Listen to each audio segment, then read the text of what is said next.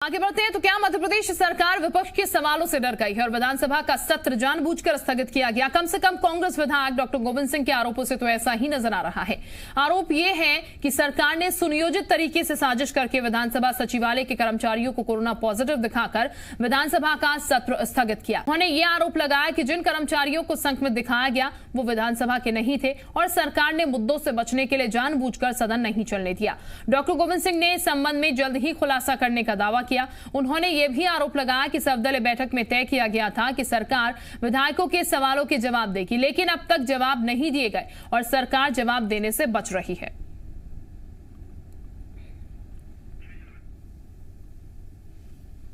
कांग्रेस के सीनियर विधायक गोविंद सिंह साहब मेरे साथ मौजूद हैं। सर, कोरोना के चलते पिछले दिनों शीतकालीन सत्र था विधानसभा का स्थगित हो गया था, लेकिन 11 मई से जो सवाल हैं उनके जवाब विधायकों को नहीं मिले। सवाल इस बात का है कि सत्र कोरोना के चलते नहीं हुआ। विधानसभा का सत्र भारतीय जनता पार्टी के षड्यंत्र के कारण स्थगित किया गया है। कोरोना के नाम पर पहले से पूर्व नियोजित षड्यंत्र कर चुके थे भारतीय जनता पार्टी के मुख्यमंत्री शिवराज सिंह जी, और उन्होंने सर्वदलीय बैठक में बुलाकर पहले शुरुआत भी वहाँ पर शासकीय अधिकारी कर से जो हेल्थ के एडिशनल चीफ सेक्रेटरी हैं सुलेमान जी, और वहाँ के कमिश्नर का पत्र दिखाया कि कोरोना फैल रहा है और उनको प्रेजेंटेशन करने लगे। मैंने इसका घोर विरोध किया कि सर्वदलीय बैठक है, हमने प्रेजेंटेशन सुनने के लिए नहीं आए। और कोरोना की रिपोर्ट प्रतिदिन समाचार पत्रों में, मीडिया में और इंटरनेट पर प्रतिदिन जारी हो रही है। माननीय अध्यक्ष जी और सरकार की ओर से कहा गया कि 34 कर्मचारी कोरोना पीड़ित हो गए हैं, जबकि हमें जानकारी मिली ये षड्यंत्र है। किसी भी कर्मचारी एक दो को छोड़ सकते को, किसी का भी सबका नेगेटिव था। जो विधानसभा सचिवालय है उसके कर्मचारी पॉजिटिव आए थे और इसके साथ साथ जो एमएलए रेस्ट हाउस है उसके भी आए थे। आप कह रहे हैं वो पॉजिटिव नहीं थे।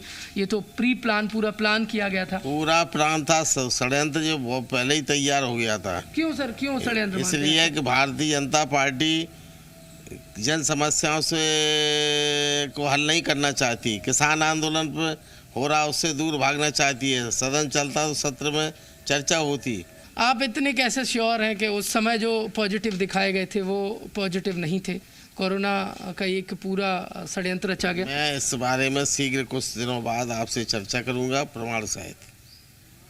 तो ये थे कांग्रेस के सीनियर विधायक डॉक्टर गोविंद सिंह, और साफ तौर पर कहा है कि कोरोना का बहाना लेकर विधानसभा स्थगित कराया गया।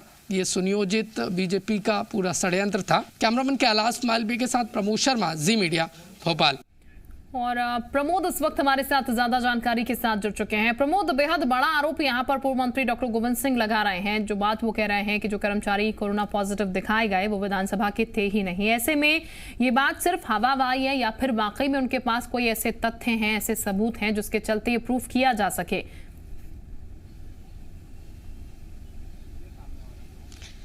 देखिए शिल्पा, बिल्कुल पूर्व मंत्री गोविंद सिंह मध्य प्रदेश की सियासत के और जो राजनीतिक यदि हम बात करें तो उसके मजे हुए खिलाड़ी हैं। यदि वो कोई बात कहते हैं तो उसके पीछे एक वजन होता है।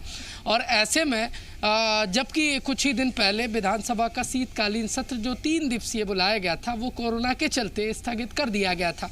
अब कुछ दिन बाद ही और पूर्व मंत्री आरोप लगा रहे हैं और वो इस बात को साफ तौर पर कहते नजर आ रहे हैं कि जो विधानसभा सचिवालय के जिन कर्मचारियों को पॉजिटिव दिखाया गया था कोरोना पॉजिटिव, दरअसल वो पॉजिटिव थे ही नहीं, उनकी रिपोर्ट नेगेटिव थी। 1-2 को यदि हम छोड़ दें तो देखिए इसके कई बड़े मायने हैं।